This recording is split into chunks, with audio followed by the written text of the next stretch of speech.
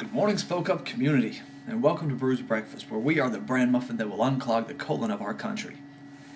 Yes, last week I had a little talk with Germany, and I think it went pretty well. So this week I'd like to do something similar. See, I read an article this week about, it was called Repudiate the Debt. I can't remember who wrote it, but the basis of the article was that we don't have to repay this debt to China, and we can stop this stimulus bill still and all future spending just by convincing China that we have no intention of paying this debt back.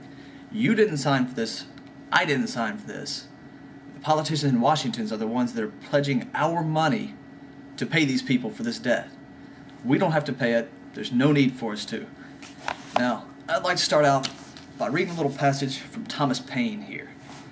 There never did, nor never will, and never can exist a parliament, or any description of men, or any generation of men, in any country, possessed of the right or the power of binding and controlling posterity to the end of time, or of commanding forever how the world shall be governed, or who shall govern it, and therefore in all such clauses, acts, or declaration, by which the makers of them attempt to do what they have neither the right to do, nor the power to do, nor the power to execute, are in themselves null and void.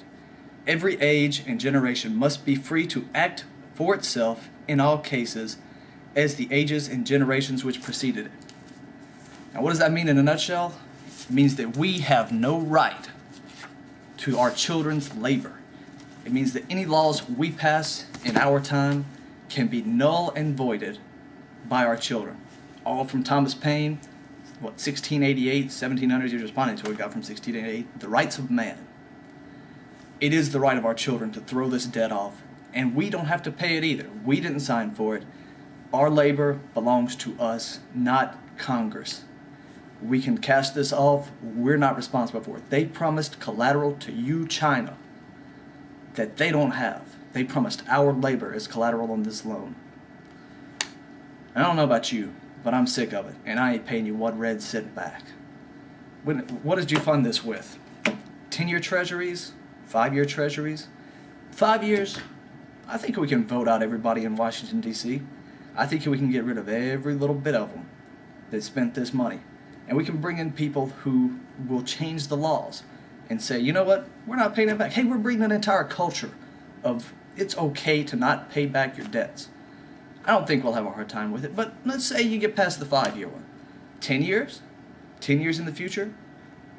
Do you think we can't vote out all these people and bring in our own people and do this? I guarantee you we can do it in 10 years. Not only that, but we ain't going to have the money in 5 to 10 years, and interest rates are going to be so high, we're not going to be able to borrow the money to pay you anyway.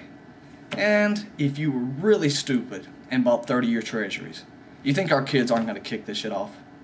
I ain't paying it. They ain't paying it. I can promise you that. Now, back to the lighter notes, because I need a drink after that.